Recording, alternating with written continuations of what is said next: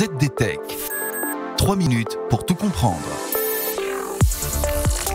Bonjour à tous et bienvenue dans le ZDTech, le podcast quotidien de la rédaction de ZDNet. Je m'appelle Guillaume Serriès et aujourd'hui je vais vous expliquer pourquoi le secteur du BTP est une cible facile pour les pirates informatiques.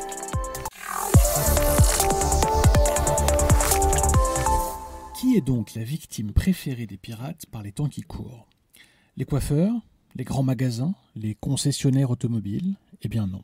Pour le NCSC, l'équivalent de l'ANSSI Outre-Manche, les cibles les plus faciles pour les pirates informatiques sont les entrepreneurs dans le domaine du bâtiment et de la construction. Oui, le secteur du BTP est un régal pour les pirates.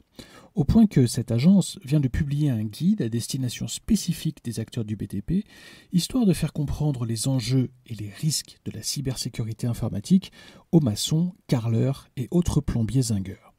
Alors, pourquoi les entreprises de ce secteur sont-elles particulièrement exposées aux attaques des pirates informatiques ? D'abord parce que les motivations des pirates qui s'attaquent aux pros du BTP sont multiples. Le secteur de la construction est confronté aux menaces de cybercriminels qui vont tenter de leur extorquer de l'argent via des ransomware, des rançongiciels si vous préférez. Mais ils vont aussi devoir faire face à des personnes infiltrées dans leurs organisations.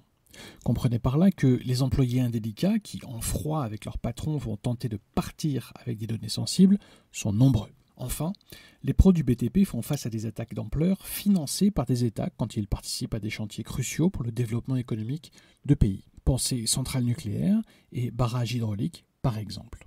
Mais surtout, les entreprises du BTP sont considérées par les cybercriminels comme une cible facile, car beaucoup d'entre elles ont des flux de trésorerie importants.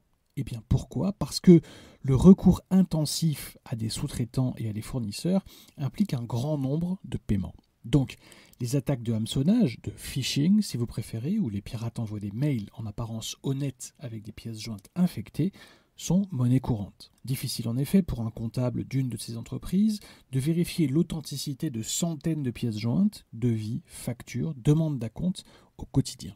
Et cela n'arrive pas qu'aux autres. En janvier 2020, l'entreprise Bouygues Construction avait subi en France une importante attaque de ransomware. Selon les pirates, 237 postes de travail avaient été chiffrés par le rançongiciel. L'entreprise avait alors eu pour fierté de n'avoir arrêté aucun chantier pendant cette période troublée. Elle avait aussi, en fin de crise, tenu à remercier le travail de ses équipes et l'élan de solidarité venant des partenaires, clients et fournisseurs qui avaient alors détaché des experts en renfort. À mesure que les entreprises de construction adoptent des méthodes de travail numériques, il est essentiel qu'elles mettent en place des mesures de protection pour rester en sécurité en ligne, et ce de la même manière que vous porteriez un casque de sécurité sur le chantier, illustre le rapport britannique. Et voilà, normalement on a fait le tour du sujet. Pour en savoir plus, rendez-vous sur zdnet.fr et retrouvez tous les jours un nouvel épisode du ZDTech sur vos plateformes de podcast préférées. ZDTech. 3 minutes pour tout comprendre.